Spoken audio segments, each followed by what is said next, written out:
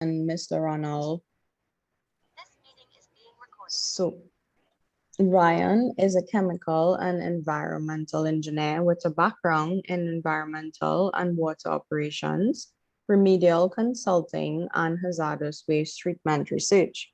She holds both a Master of Engineering degree in environmental engineering as well as a Bachelor of Science degree in chemical engineering from Howard University, Washington, D.C. Since returning to Trinidad and Tobago following her studies and some years working in environmental consulting abroad, Ms. Rollock has been engaged in environmental consulting in Trinidad and Tobago, working at various environmental NGOs, where she developed and managed projects aimed at climate change awareness and education, sustainability, and the reduction of greenhouse gases in Trinidad and Tobago. And now, Ronald Ramprasad. Ronald's journey into sustainability started at the University of the West Indies, where he obtained a BSc in electrical and computer engineering.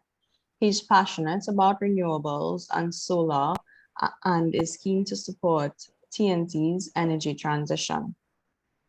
Ronald is a registered North American Board of Certified Energy Practitioners PV Associate.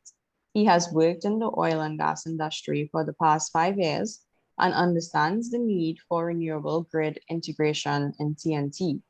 He's an ISSA certified PT and enjoys cooking, weightlifting, volunteering, and attempting to play the violin. Wow. I'm so excited to have you guys here, and I pass it over now to our speakers. All right. Thanks, All Liana. right. Thanks for that, Liana. You're welcome. Yeah. Okay. So good evening again to all the good 18 folks that have joined us today. As Liana said, my name is Ronald Ramsaroop, and Rian Rollock and I are going to be your hosts today. So we are both really, really happy, really excited to be here. And we have a nice interactive session lined up for you today, right? So we've both seen a lot of presentations, and I think everyone here knows that death by PowerPoint is a real and ever-present danger. So we're going to keep this informative, but still a little bit light. It's already 6:40, and a lot of us are probably running on some fumes. So believe me when I say that I want you guys to relax and enjoy the presentation. So you're already given up an hour this afternoon or this evening, so let's just have some fun with this thing, right? So how are we taking things on today? So the agenda. So we're actually going to start with a little grounding on some of the latest global agreements that have been attempting to accelerate change. And Rihanna is going to talk about these, specifically the Paris Agreement and COP21, and then she'll talk a little bit about TNT and our NDCs. And then when we're finished with that, we're going to go down a slightly unusual route. So we're going to do some time traveling to 2050. And we're not going to spend too long in 2050. We're just going to drop in and see what TNT's optimistic energy future might look like. And while we're actually there, we're going to understand what takes us, or what would take us from point A, which is where we are now, to point B, which is what TNT's energy utopia, I'm calling it. What would that look like in the future? And we're going to look at it through the eyes of some young professional, much like pretty much everyone on this call. And based on the experiences of that professional, we're going to create what we like to call the renewables enabler model. So this might seem a little bit confusing, but believe me, the whole thing is going to make sense very soon. So let me rein myself in a little bit because we'll get there eventually. And without further ado, I will pass the mic to Rian, and she can tell us all about global carbon reduction agreements. Rian, over to you. Okay, thanks so much, Ronald. Good afternoon, everyone. Thank you, Liana, for the introduction. Yes, it's Rian Rollock. And, you know, today, as Ronald indicated, we really want to keep it a high energy sort of interactive presentation. So hopefully that you'll enjoy, and thank you for SPE for having both of us here this evening. So to get right into it, don't know how much our participants know. So, you know, just the basics. Climate change, of course, is one of the biggest challenges facing the world today. It's a direct result of global warming caused by an increase in greenhouse gases or carbon emissions in the world's atmosphere due to increased human activities post-industrialization. As a response to this, we have an agreement that was reached, which is basically a pact between countries, which was signed in December 2015 by 195 countries to be specific, including Trinidad and Tobago, which was to keep global temperatures well below an increase of 2 degrees Celsius, if possible, even below 1.5 degrees Celsius, because beyond this, we would see irreparable damage to the way of life that as we know it. So this agreement, known as the Paris Agreement, was reached at COP21, COP meaning the 21st Conference of the Parties to the UN Framework Convention on Climate Change. And it was actually one of the largest gatherings of world leaders ever seen. To this, Trinidad and Tobago signed on, but we didn't actually ratify this agreement, meaning fully committed to it until 2018. So how will the Paris Agreement look? The parties to the agreement have all made the commitment to do a range of things to accomplish this goal of keeping our temperatures, global temperatures, below 2 degrees Celsius. One of the main things is bringing about a significant reduction in greenhouse gases.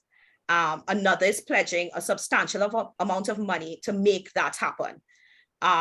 This agreement is supposed to be reviewed every 5 years. There are different expectations, of course, for developing and developed countries, which the agreement makes clear that developed countries must take the lead in the reduction of greenhouse gases, and they must also provide financial resources to help developing countries succeed in their aims to reduce their greenhouse gases. Trinidad and Tobago, while by volume of emissions is relatively low as compared to larger countries like the US and China, has the dubious honor of being one of the highest ranked GHG emitters per capita, greenhouse gas emitters per capita. We usually fluctuate between 2 and 3. I've seen it in the last few years that we're either ranked number 2 or number 3 with regards to greenhouse gas emitters per capita. And what that means, that per capita labeling is just basically based on the number of persons that in our country, we have some of the highest greenhouse gas emissions on average. So it's quite a dubious honor. Obviously, the world's largest per capita carbon dioxide emitters are the major oil producing countries. This is particularly true for those with relatively low population sizes like Trinidad and Tobago, who are at the top of those lists. Most are in the Middle East, with Qatar ranked as number 1 with 49 tons per person, followed by Trinidad and Tobago with 30 tons per person. Kuwait, United Arab Emirates, Brunei, Bahrain, and Saudi Arabia also make up some of those high emitters per capita. However, many of the oil producers have a relatively small pollution, meaning their total emissions are low. So next slide. Should be changing any second now. No problem. There you go. Sure. The major, if you look at the figure on the left, that pie chart over there, the major sources of carbon dioxide emissions in Trinidad and Tobago are from the energy and manufacturing sectors. In our national climate change policy, which was drafted in 2011, it indicates that the carbon dioxide emission levels for TNT for 2008, that's the information that we have available, was 28.37 tons of carbon dioxide per capita. And this is obviously the highest in the region. Given that our country is the leading producer of oil and gas in the Caribbean, it's not very surprising that this is the situation. However, the government of Trinidad and Tobago has stated that it is actively pursuing our nationally determined contributions, or NDCs, to reduce cumulative emissions from the 3 main emitting sectors. And these nationally determined contributions are the commitments made under the Paris Agreement by our country. So while it was labeled as INDCs prior to 2018, which is our intended NDCs, at that point in time, once we ratified the agreement, we have firmly committed to these being our nationally determined contributions towards reduction of carbon emissions worldwide. And every country who signed on to the Paris Agreement has these nationally determined contributions that they have committed to. So our nationally determined contributions within the power generation, industry, and transport sectors to reduce those by 15% by 2030, based on a business as usual, I believe, from 2011. This was reiterated just a couple of weeks ago by the Planning and Development Minister, the Honorable Penelope Beckles, at the last energy conference. And the estimated cost of implementation of these nationally determined contributions is a whopping USD $2 billion, which we expect to meet partly through domestic funding and conditionally on international climate financing, including through the Green Climate Fund. So meaning we are in the position where we will be meeting these obligations if we get the money from these bigger countries that they pledged as part of the Paris Agreement, that they would be creating this big fund from which developing countries such as Trinidad and Tobago can access to meet their nationally determined contributions. So that's just to give you all an idea of the Paris Agreement, what is causing climate change, and our nationally determined contributions. We'll get into more of this as we move along in the presentation, but I'll hand you back over to Ronald, who has an interesting scenario for you all. All right. Yep. Thanks for that, Rian. Okay. So slides changing a little slow today, but right, there we go. So now that we've been well grounded, let's talk about this weird time travel thing, right? So hope everybody's ready. So we are headed to 2050, and in 2050, we're going to find out something pretty interesting. So, okay, yeah, so we're in 2050 now. That was quick. And based on a briefing that I just got, TNT is in a pretty great place. So 60% of our power actually comes from renewable resources, right? Did some back to the future stuff. Boom, boom. Tobago has solar panels, tidal energy, some turbines on the coast. We look like we're in a good place. Now, to understand what that energy future looks like, we actually need to look through the lens of some hypothetical young professional. And this is where I need a volunteer. I'm just going to call a volunteer and ask you if you're okay with me using your name, right? Wait, no, that's Hercules I seen there. Herc, how you doing? Hi, Ronald. I'm good. How are you? Okay. Good. I'm good. So I'm actually going to use you as my example here if you're okay with it. So Yeah, sure. we're going to place you in the future, and you are this young professional in the future, and you've been thinking about buying a house, right? All of this is happening in 2060, by the way. So good news. The housing market improved then, and you don't have to pay like $2 million to live in a basement somewhere. So good news for everybody. And being an environmentally conscious person, Renisha decided to go solar. Now, it's really good that she has this option in 2050, sorry, I think I was saying 2060 before, because having that option to go solar is not something that is very feasible right now in 2022. So something must have changed, right? So the cost of solar panels is dropping, that's true. But the truth is that solar is much more expensive relative to the cost of grid electricity.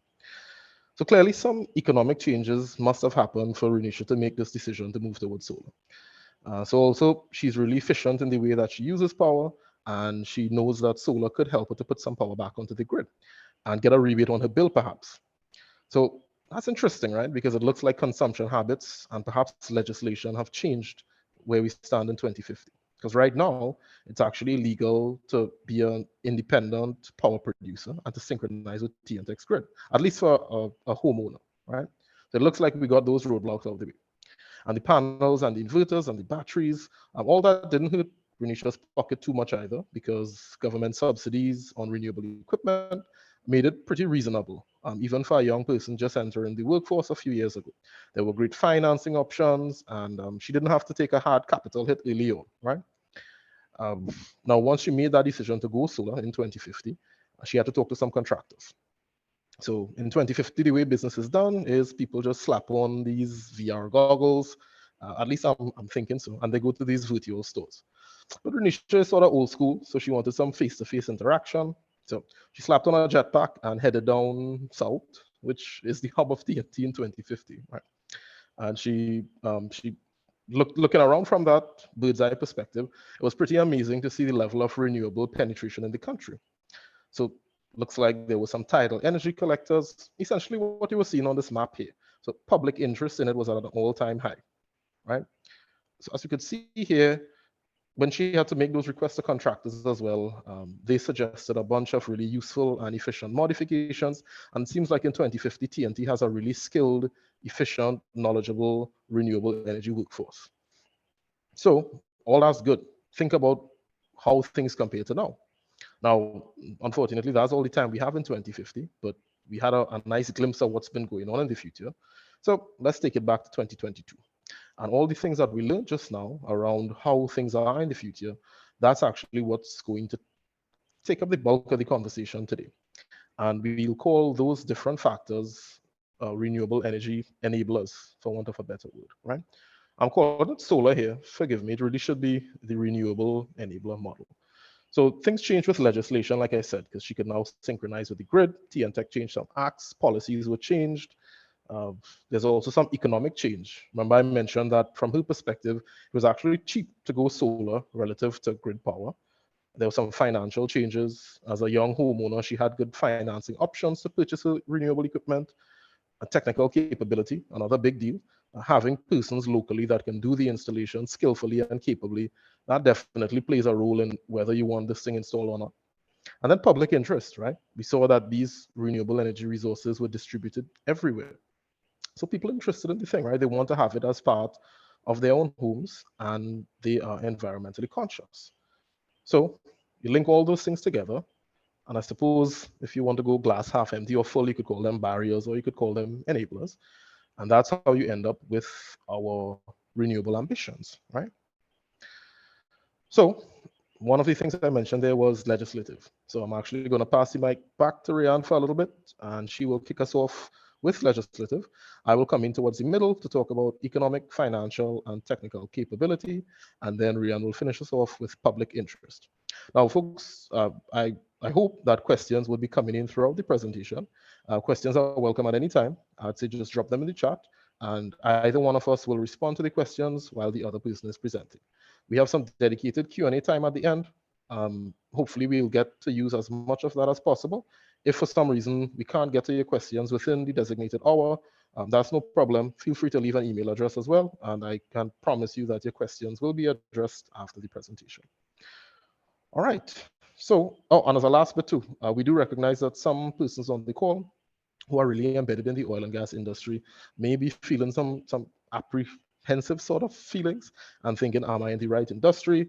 Do I need to do some sort of upskilling to get myself to a space where I am skilled in a renewable space? So we'll chat a little bit about that and just general career advice towards the back end. Anyway, without further ado, Rian, back over to you. Thanks so much, Ron. So basically, I just want to do a quick policy at a glance overview of what's happening in the space in Trinidad and Tobago at the moment. So just a brief history of some of the things we would have had in the past. We would have started with, the overarching being the Environmental Management Act, which is legislation with the goal of ensuring the protection, conservation, enhancement, and wise use of the environment of Trinidad and Tobago, which happened in 1995. Since then, there's been an update in 2000, but we are now 22 years later, and there certainly needs some updating to the Environmental Management Act, which some of these policies is aiming to introduce with some of the hopes being that it would be incorporated into its own act or incorporated into the Environmental Management Act. Next, we would see in 2011 that we started talking about the National Climate Change Policy. And you can see that this actually happened prior to the agreement, the Paris Agreement. And the government at the time decided to develop this policy to provide guidance for the development of an appropriate administrative and legislative framework for the pursuance of a low carbon development path with broad objectives and strategies, including for climate change mitigation, including increased use of renewable energy and other clean technologies, and research and development in that area. Then in 2015, if you continue a long run, we had the development of the carbon reduction strategy, which includes historical carbon dioxide emissions or carbon emissions, and defines what that business as usual term means for the reduction per our Paris Agreement commitments. It proposes a climate change mitigation measures for the power generation, transport, and industry sectors, and estimates for emissions avoided, cost-benefit analyses, forms the basis of Trinidad and Tobago's nationally determined contributions. And then 2018 and beyond, we have the development of our national environment policy, which aim to look at our climate change mitigation for overall emission reduction, energy efficiency and conservation, renewable energy, and climate change adaptation, in addition to addressing key factors like environmental justice, preservation, and the blue economy. It focused on these key climate change areas, including what was mentioned above, and focused really on our nationally determined contribution implementation plan and what that looked like. So in terms of our nationally determined contributions implementation plan, and what is included in that, to tell you where we're at right now, it was mentioned by the Honorable Minister Penelope Beckles at the last Energy Conference, and at COP26, which was the last conference of the parties held, I believe it was October or November 2021 that conference was held. And besides the NDCs mentioned in earlier out with the reduction in transport and industry carbon emissions, there also was a commitment of use of 30% renewable energies by 2030. That was a commitment made under COP26, an update to our nationally determined contributions. Through policy and legislative changes, a framework for mandatory greenhouse gas reporting aimed at domestic tracking and international accounting is deemed necessary. And this system has actually been developed by the Ministry of Planning and Development. It's called the MRV system, Monitoring, Reporting and Verification System for Greenhouse Gas Reporting. And this would inform things like carbon pricing mechanisms. And when I say a carbon pricing mechanism, it usually means some sort of carbon tax on carbon emissions. So the MRV system is kind of the first step in implementing some sort of carbon tax for emitters, basically, or carbon emission training. So it allows persons to emit, but there's a cost to the emissions that you do per ton or something to that effect.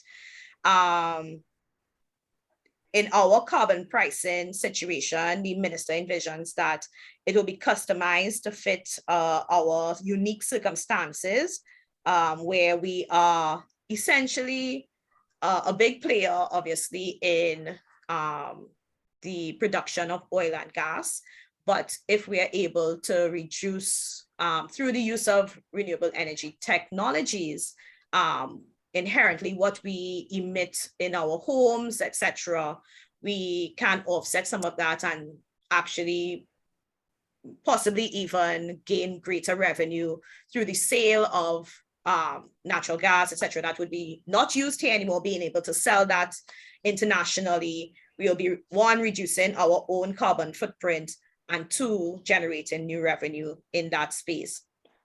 So as we progress in this area, the hope is to explore the feasibility and finalize a mechanism for carbon pricing. And, you know, to complement this initiative, the policy framework would be developed to participate in a voluntary carbon market under the Paris Agreement, which has significant interest from, you know, private sector, etc. The EMA actually is tasked with executing this project with oversight by the Ministry of Planning and Development. And to this end, TNT is actually pioneering this system in the region. As you know, this is not available in other countries in the Caribbean.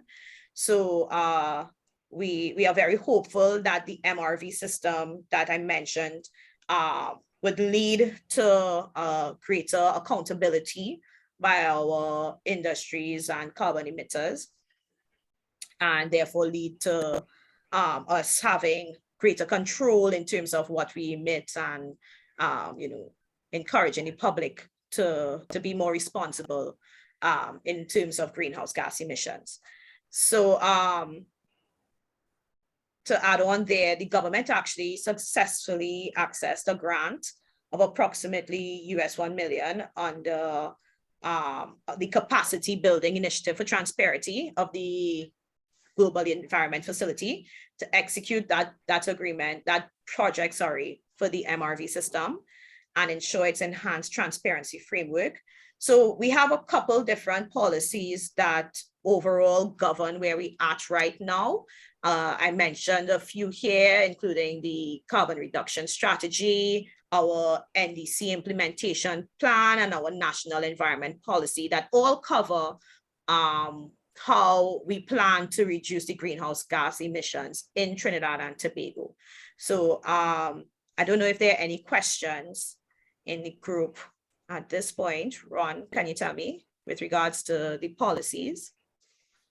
No, I don't think anything just yet. So nothing yet. Folks, okay, just quick reminder. No problem. You all feel free to yet. submit your questions, and I'll just keep an eye out. But I see one from Diona Ryan Jaggernaut. Okay. And with the closure of the refinery and the decline in crude oil production, has there been a reduction in carbon emissions in Trinidad and Tobago? Diona Ryan, I don't know. We will have to wait for because we do have persons that actually come in and do that analysis for us to determine in terms of our rankings for carbon emissions. I'm trying to figure out when was the last time something came out. I believe it was 2017. So we're probably due for an update on the emissions. I believe globally, we would have seen a reduction in greenhouse gas emissions during the pandemic for all countries. But I'm not sure specifically with the closure, because it was closed, but we still have operations and we still use oil and gas as our power generation at the moment, without much renewable energy entering the market at the moment, which we'll talk about a bit later on. But in that regard, I don't think that there is much of a reduction. But I don't know if Ron, if you had any thoughts on that specific question. I know, but like I said, we probably could address that in a little more detail. Do you know, just if you could just drop your email in, and we can give you some more details on that, right? All right. Okay. So 1 second, folks. Right. Okay. So yeah. So let's kick on a bit. So before I even get set into anything, I always think it's good to clarify some basics, right? And these are actually related to power and to energy. And I always felt that without understanding some of those key concepts, a lot of the discussions around renewables can seem pretty confusing and abstract.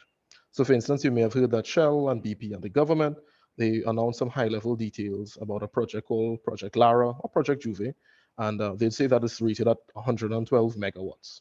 So I mean, I guess that sounds good, right? 112 sounds like a relatively big number, and the word mega is usually something big, so sounds good.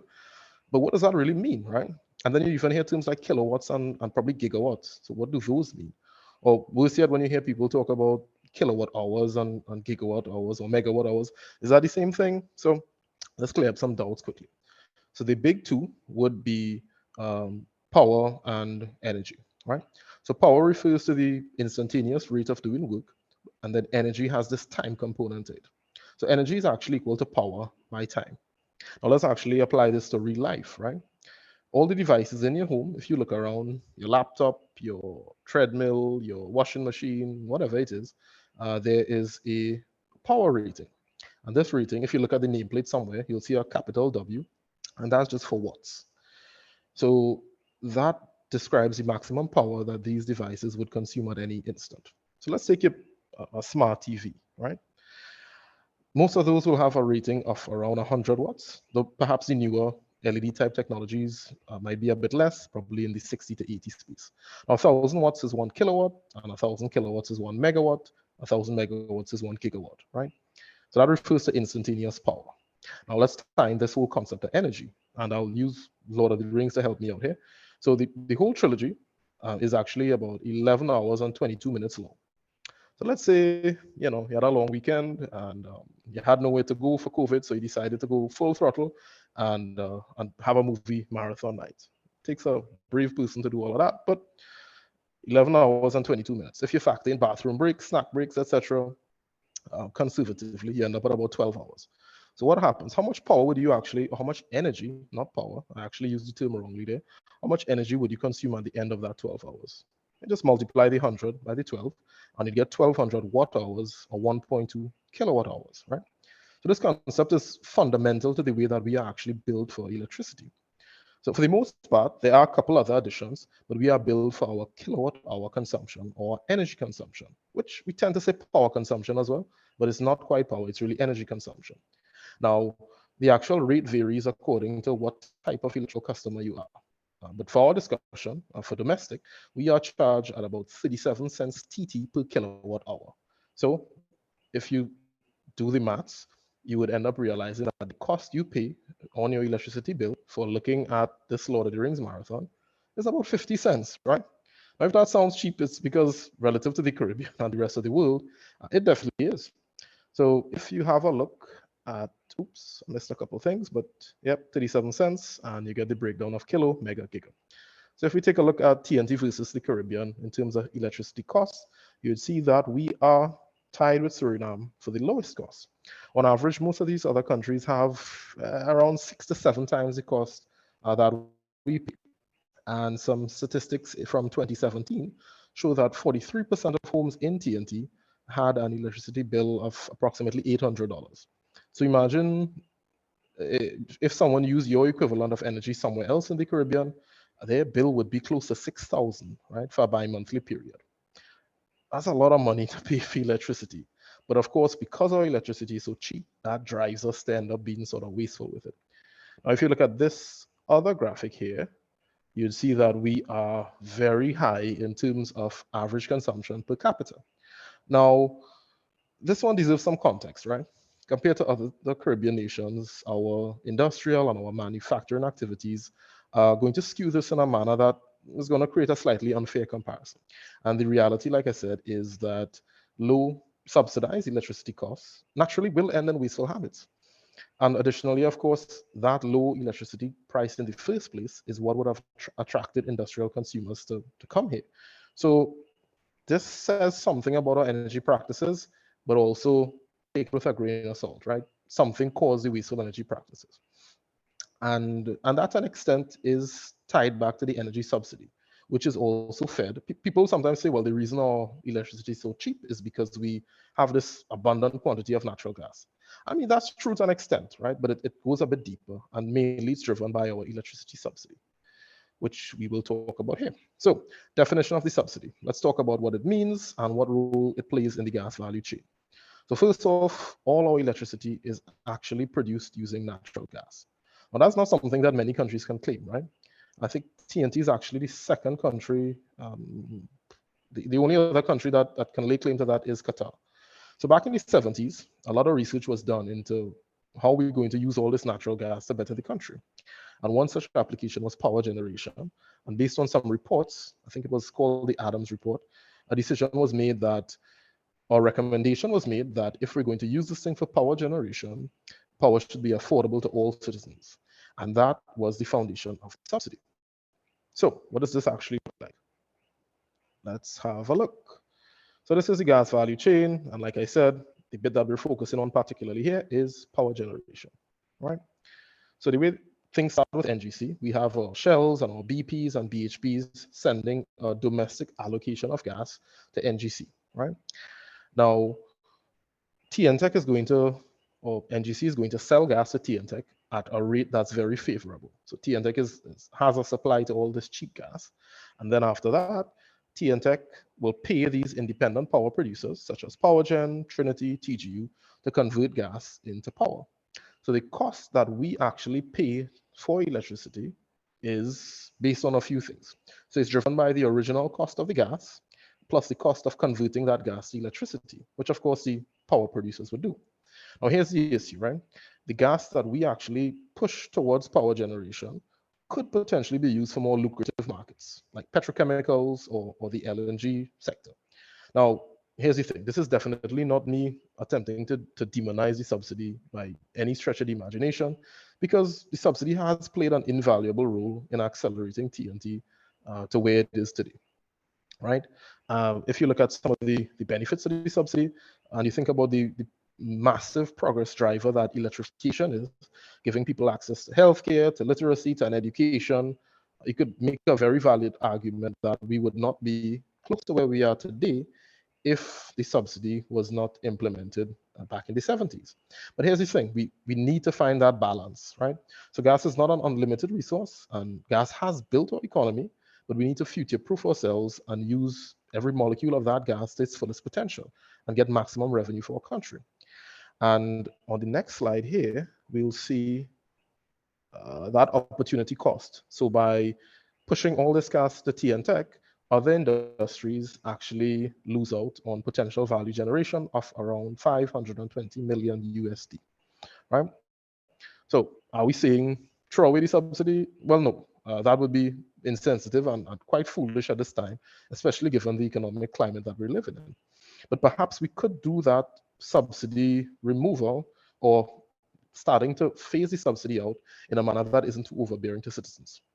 So perhaps you could leave some of the lower brackets untouched for now, and then at the higher brackets, you could modify the kilowatt hour tariff at that level. So that way, those companies, larger companies that could potentially take a little bit of a hit, they are incentivized to actually reduce their usage. Now, on the flip side, you can't just go and tax the hell out of big businesses, because the money that all of a sudden they leave. Exactly, right? Simple as that, right? It's not as simple as just saying tax the high and that's it. Because what you need to do perhaps is to do things that make renewables an attractive option for them. So perhaps those businesses are now attracted to the renewable financing options that the government makes available. So let's say some of that opportunity cost money that you had, you transfer that towards subsidizing renewable energy equipment, and then businesses could reduce their grid consumption and end up paying slightly higher electricity bills. Not to a point where it's punitive on them and they're not making a profit, but definitely at the same time, you do want to transfer some of that electricity gas towards more lucrative markets, right? Now, I'm just speculating about things here, and perhaps a later session with, say, an energy economist would be really good to have in the future here, to understand how you need to pull on these different levers, right? Keep in mind that our alternative is just to continue barreling down this path, and we will end up in trouble if that's the case, right? So, yeah, so remember we spoke about, that was Renisha, right? So name dropping her again, and how she was able to put power back onto the grid and all that good stuff. So some enablers were needed, and Brian talked about these a little bit, and I'll just touch on a couple details to complete that discussion. But to understand that, we need to understand some more about policy mechanisms like feed-in tariffs or net metering, right? And in general, these are just policies that will make renewable resources a more attractive option. So they could involve getting money back, they could involve, and the key about them is that the power you sell to the grid is actually worth more than the power that's consumed. Or they could just discount your electricity bill. It varies quite a lot, right? But for the scope of this discussion, let's just call them policy mechanisms that attract renewable investment, right? And I like to ground us in these basics before we carry on. So let's see how this whole meter thing is set up. So how do meters work in the first place? So that's my 2D representation of a meter. And typically power is going to leave the grid based on the demand for power from our house. And it's going to end up in our homes, right? That's unidirectional flow, right? Now, under a new setup with, let's say, net metering or feed-in tariff, we'd actually be able to send power the other way. So you got your panel on the roof, power is going to exit the house, and power is going to feed the grid. So the way the meter works is once power is flowing in that direction, it's going to be incrementing the meter positively. And when power is flowing in that direction, that's going to offset meter spin.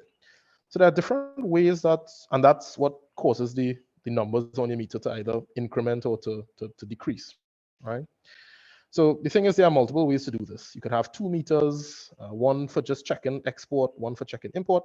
I'm not going to all the fine details about it, but I just want to give you a basic understanding of what acts and what legislation we need to change to allow people to synchronize with the grid, right? And in particular, those would be, those would be the TNTEC Act, Chapter 50, and the RIC Act, Chapter 54. So what do these things mean? So it's really about whether the independent power producers, which I said they were TGU and Trinity, whether they can produce renewables and sell to the grid. And right now, they are the only ones that can do that. So homeowners acting as IPPs can't do that. And IPPs can't connect to TNTEC's grid, right? So right now that needs to be progressed. And it's something that has been talked about for quite a while, but we still need to see some definitive proof that, yep, we are working towards progressing these acts in the Chapter 54, and well, Chapter 54 for both sections of TNTEC and RIC, right? So what's being done, like I said, you Google, you see some things around rethinking gas usage, you see the feed-in tariff policy is mentioned a lot. You see TNTEC is looking to push back their rate review to change the way we consume electricity or produce electricity, but probably some more action is really needed, right? Because we've been seeing these things in the news for quite a while, and we really do need to see results faster. So there has been a renewable energy policy framework that was generated since 2011, and I think Rian would have touched on this. And TNTEC has updated some manuals and guides and standards for renewables. TNTEC has said on several occasions that there are no technical barriers to implementing renewables. I mean, of course there aren't, right? This is something that's done globally and has been done for decades. There are a couple proof of concept projects that TNTEC has also done at the Mount Hope compound and the O'Meara campus. These are small scale, but again, it's just demonstrating proof of concept that these systems are actually synchronizing with the grid, right? So let's talk about the financial enablers a little bit. So this was, oops, one Ron, second, we had a folks. question though. We have a question asking if the Sure. electricity Go meters for it. would be able to measure energy flowing back to the grid. And I think that was the particulars you said you weren't going to go into. But basically, if the electricity meters would be able to measure energy flowing back to the grid, or would they need to be updated, replaced, which could be an added cost? From Natalie. Thank you so much for the question, Natalie. Yeah, so yeah, thanks, Natalie. So yes, some additional work would be required for that to happen, for bidirectional meters specifically. So that's something that would be, I suppose, a campaign type activity for change outs to happen. What could be done is, instead of having a bidirectional, you could have 2 unidirectional, like I said, to have an import and an export meter. The technologies vary, but it depends on how you want to structure your feed-in tariff, right? But good question. Thanks for that. Right. And to add to that, Natalie, So, yes, there will be some initial costing that will be additional. And I mean, that's part of the reason why we say that the use of oil and gas in power generation is cheaper than using renewable energy technologies. And it's because there's a burden to overcome with the initiation of renewable energy technologies. But in the long run, those costs will pay off themselves, is what we see is usually the trend with RETs, that we're able to recoup the costs of those initiation phases. So those additional costs that will be added that at the moment make us feel that it's cheaper to use oil and gas over RETs, that kind of offsets in that situation. So back over to you, Ron. Yep. Thanks for that. That was Natalie, you said? Thanks, Natalie. Natalie, yeah. Yep. So I'm thinking back to the whole time travel story. I remember Renisha was able to go solar despite being a new homeowner and not having extensive capital, right? So tax credits can actually support this on renewable equipment. So have a look at this. I think this was from 2010. And something changed recently. I think 2020, solar water heaters, there was actually 100% credit on that, up to a value of 10,000. So financial incentives, it's not just about feeding power to the grid, but it's also about how do you make equipment cheaper for persons to start off with, right? How do you actually make that investment more attractive? So if you take a look at this table here, we'll see that there was some tax removal on renewable energy equipment. And of course, we had that 100% bump recently. Now, effort needs to be made in other places to make adoption of renewable energy really mainstream. So people, they're not going to rush to buy panels if they can't tie them to the grid and generate savings through that feed-in tariff mechanism. And those savings aren't going to be significant if we have low costs that are tied to the gas subsidy. So you get the idea that even if we break through one of these barriers, let's say we just make buying solar equipment cheap, we're still not going to get too far, right? Because chances are gas power from the grid is going to be cheaper, and your payback is really limited because you can't put power back onto the grid. So all these enablers need to be unlocked at the same time, really, right? So quick poll, just want to find out, you could just drop yes or no's or come off mute. How many of us use solar water heaters? Does anyone use a solar water heater here? Rihanna, you're gonna have to let me know if you've seen any no, thumbs up, thumbs I don't down. see it. Yeah, Nothing as well. no thumbs up. It doesn't seem like anybody Nothing, uses Crickets. solar water Yeah. heaters. There you go. Yep. So all right, so we come in at a sweet 0% for the water heaters. So it hasn't really caused solar, even though they did attempt to make this thing more mainstream. And the times that I've done this sort of presentation before, it's always been a really low percentage of people that take up the solar water heaters. So cheap energy really trumps the need to use a solar water heater, right?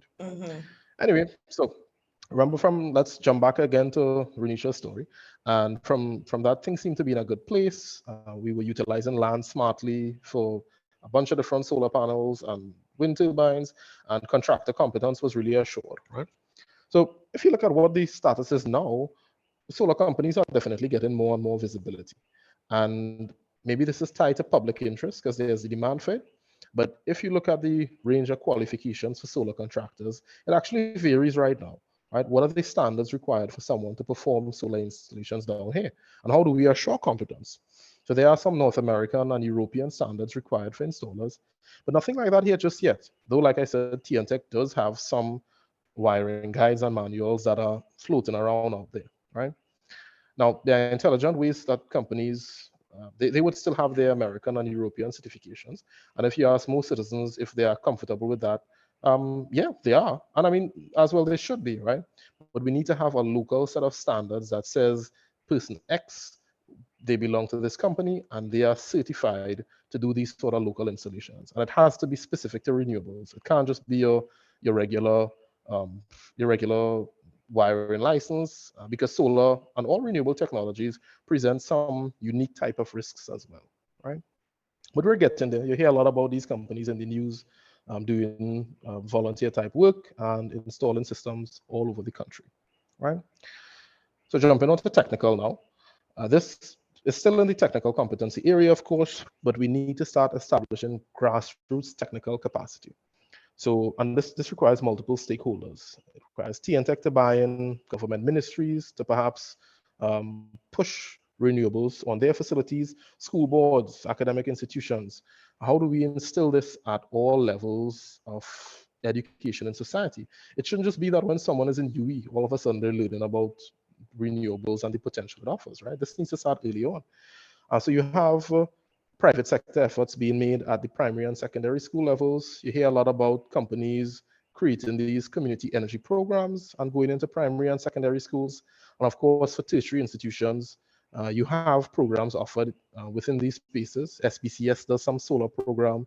UE has a master's in, I think, sustainable energy is what they call it, relatively recent, but looks like a good program. And Arthur Lockjack actually offers an MBA in sustainable energy management, right? So also the public interest is increasing because you see a lot of NGOs, whether it's like I Am Movement, Cropper Foundation, they are raising the bar to keep people interested and engaged at multiple levels, especially at the lower primary and secondary levels. And that's really important, right?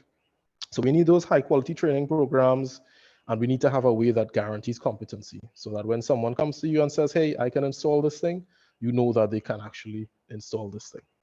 So I will actually pass back over to Ria, and she'll tell us a little more about public interest, what's generating public interest, what are some of the projects that are driving it. So Rian, back to you. Right. So just to mention here that obviously the big one that we mentioned earlier in the presentation, the Light Source project, which is aimed to add 112 megawatts of solar energy to the national electricity grid. This would be in partnership between different entities. I believe it's Shell and BP, as well as the Ministry of Energy and Energy Industries. Some other projects include the Airport Authority solar project, Beetham Landfill Waste to Energy project, and then UNDP 12 solar sites. I believe it's at community centers and schools that those sites were selected for those projects.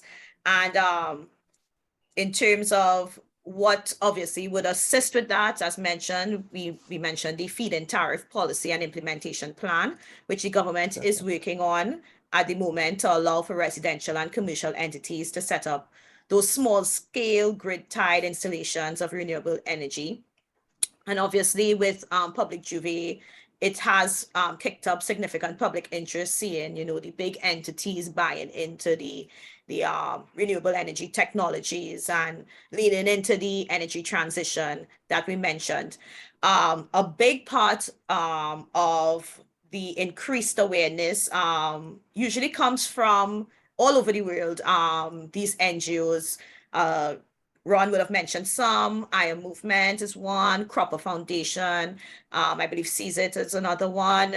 Canary and the Caribbean Youth Environment Network, and businesses encouraging staff, etc. All of those entities, those NGOs, really push for greater education and awareness projects, and also are leaning into the mitigation and adaptation solutions towards climate change and carbon emission reduction. So the public interest is important, obviously, for driving the change and getting the policy implemented locally, because with the buy-in of the public, what we will end up seeing is, holding our leaders more accountable in, actually implementing the NDCs that we mentioned for the reduction in greenhouse gases and for the reduction in the transport sector and for the implementation of the renewable energy technologies in our grid, and allowing for persons to feed back into the grid, as mentioned previously. So some of the projects that I've taken note of in this space would have come from these NGOs, and they would include some things like climate quiz and the government's kind of leaning into introducing renewable energy technologies in schools, setting up projects. I believe I saw National Energy actually is setting up a project for instruction on RETs in primary and secondary schools. and also looking to set up actual solar systems in those schools. Well, maybe it may be other sources of renewable energy technologies. Don't quote me on that, but yeah. So we do see the government leaning in to try and get the public involved and to try and lead in this in the use of renewable energy technologies. And that in large part has to do a lot with the work, the groundwork that the NGOs have been putting in over the last few years to bring awareness to the issues, and also what we see in the public sphere. We're seeing it in movies, we're seeing it in the actual. Oh, we up on time. Okay. Up on time, you know. Yeah. Okay, noted. But yeah, so that's basically it on that side. So I'll give you back over to Ron and we could wrap up. Yeah, so no problem. Yeah, so actually I'll skip past this one here and Yeah, maybe because we spend I feel like we need to touch on this part. Yeah, definitely. So like I said at the start, what about career futures, right? Someone who is heavily embedded in oil and gas, what role do they play in the energy transition? So look, first of all, it's called the energy transition for a reason, and that is not going to happen overnight. It's not going to be a case where all of a sudden turbines and panels and tidal energy collectors spring up and forget about oil and gas, right? Gas is actually going to really continue to help us drive the energy transition. And we need to understand that there is definitely an invaluable role for people in exploration, people in drilling, to still continue playing, right? What a good way to think about it would be. Sorry, and honestly, the oil and gas sector is going to allow us the freedom to diversify our economy.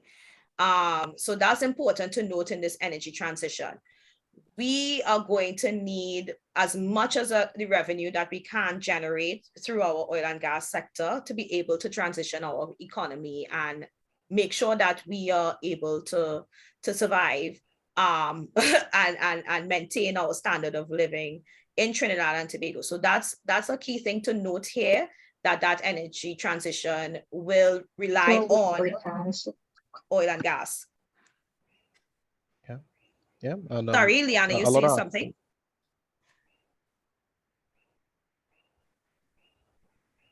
Okay, probably not. Okay, go ahead, Ron. Yeah. So no, just building off of that, definitely see your role as valuable right now.